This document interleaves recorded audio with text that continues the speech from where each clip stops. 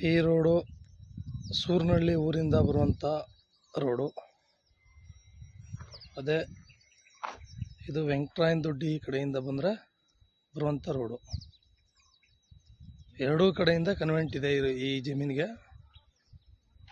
Road ಕನ್ವೆಂಟು. ಈ fence ಕಲ್ ಏನು ನಿಲ್ಸವ್ರೆ ಈ ಜಾಗ ಎಲ್ಲ ಸೇರುತ್ತೆ.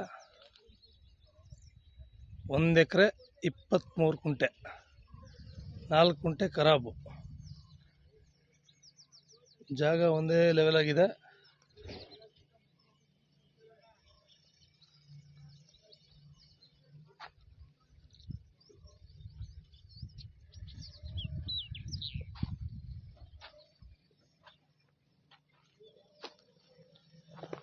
ಒಂದು ಎಕರೆ 23 ಕುಂಟೆ ಬರುತ್ತೆ ಇದು.